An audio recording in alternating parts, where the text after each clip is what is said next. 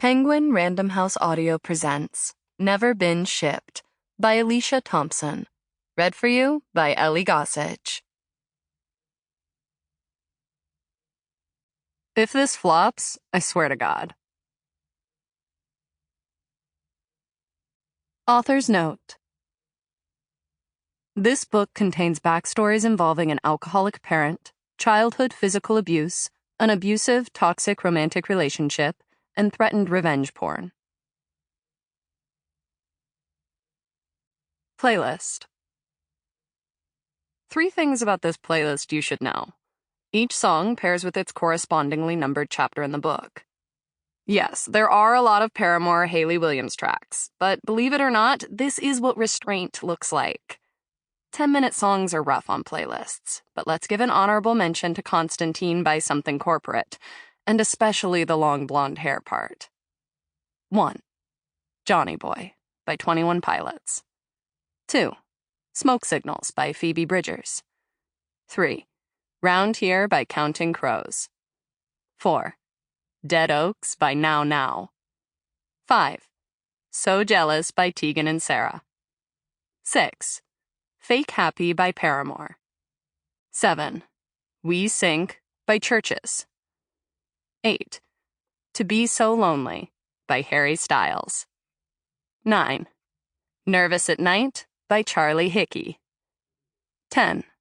KYRH by Hayley Williams. 11. Young Enough by Charlie Bliss. 12. Love Me Tender by Elvis Presley. 13. Art is Hard by Cursive. 14. Scott Street by Phoebe Bridgers. 15.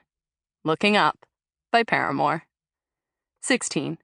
Idol Worship by Paramore. 17. Lonely Nights by Saves the Day. 18.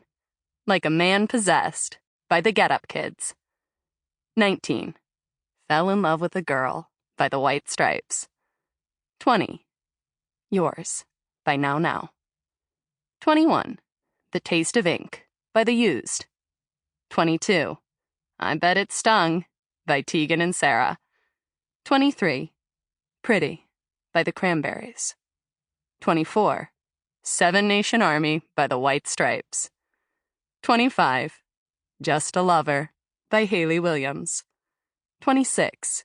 Guns for Hands by 21 Pilots. 27. Shut Up and Dance by Walk the Moon. 28. Kids by MGMT. 29. Favorite Color by Carly Rae Jepsen. 30. Can't Help Falling in Love by Elvis Presley. 31. Just Like Heaven by The Cure. 32. The Only Exception by Paramore. 33. Planet with Water by Charlie Hickey. 34. All I Wanted by Paramore. 35. Always on My Mind by Elvis Presley. 36. Liar by Paramore. Epilogue. Can't Help Falling in Love. Acoustic by Satellite Music Collective with Tyler Joseph of 21 Pilots. Chapter 1. John didn't need new strings. He could have easily bought them in the month he had before the cruise would set sail, could have ordered them online and had them waiting at the house by tomorrow morning. Hell, he probably had several unopened packets of strings already in his guitar case, or shoved deep in his underwear drawer, or slid carelessly somewhere under his bed. It was a delay tactic. He knew it, and he didn't care.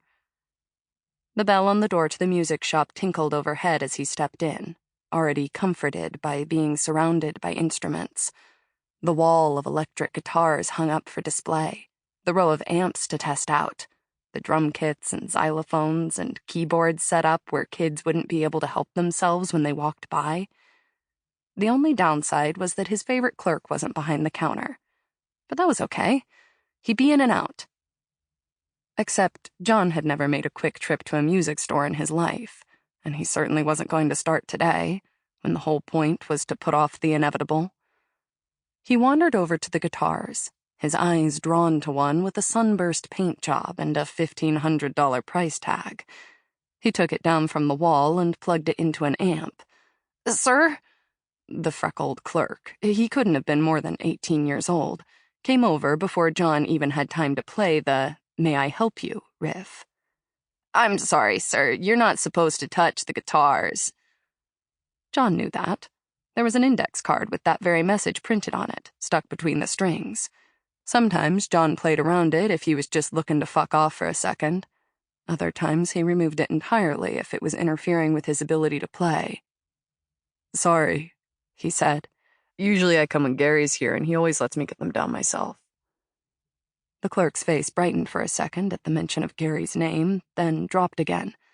"I get it, but customers really aren't allowed to—" And then the clerk's face changed completely, and John knew with a sinking feeling exactly what was coming.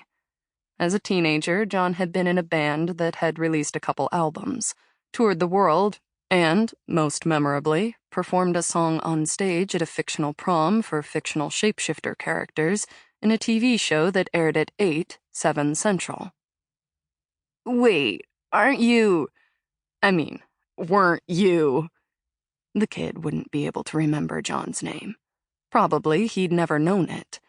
But that was the problem with appearing in a single episode of a popular TV show 15 years ago, and also the problem with having his distinctive black curly hair.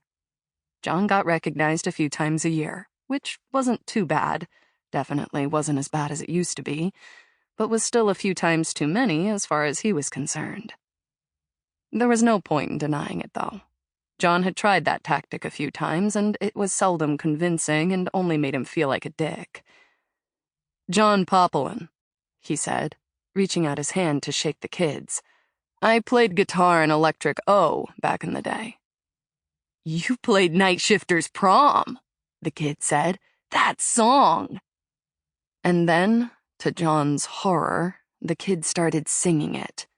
If Only, the one hit from his one-hit wonder band.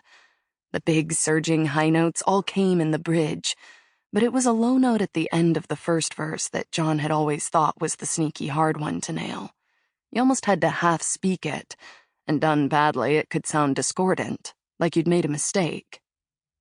When Micah sang it, it had always sounded like a warm, intimate purr directly in his ears, like he was listening to her voice through headphones even when she'd been projecting to the back of the venue. "Yep, that's the one," John said now, cutting the kid off before he could get to the lyrics that still felt like a stab to his gut, even all these years later. "Surprised you watched that show. Seems a little before your time." "Everything's streaming now, and my girlfriend watches all that old teen crap. The one about the brothers who hunt supernatural shit, the one about the brothers who play basketball, the one about the brothers who live in that sick house, and the guy with the eyebrows plays their dad. That's right, I'd forgotten Ryan got adopted." The kid blinked down at John. "Uh-huh?" John didn't know why he was letting himself get drawn into this conversation. "That's a lot of brothers," he said instead, then gestured down at the guitar he was still holding. "Is this the only finish you have in stock for this one?" "What you see is what we have," the kid said, which of course John had already known. He wasn't in the market for a new, expensive guitar anyway. John got by. He was still living off his royalties from If Only, which he had a co-writing credit on, and then supplemented that income with various corporate events and weddings he played with one of his cover bands. He lived with housemates to split the rent. He stayed home most nights he didn't have a gig. He kept his wants and needs small enough that they didn't take up too much room. He set the guitar carefully back up on the wall. The "Please ask a sales associate for assistance" card was a little askew, threaded between the strings, and so John nudged it straight again. Strings. He had come there for strings. He didn't wear a watch and didn't feel like taking out his phone, but he probably only had 45 minutes before the meeting at the record label's offices started, and he really didn't want to be late. He hated being late. "Can I just get a couple sets of 10s? He asked the kid. "Of course," the kid said. "Electric? We have D'Addario, nickel wound, we have—" "That's fine." The kid led him over to the front of the store. Sample complete. Ready to continue?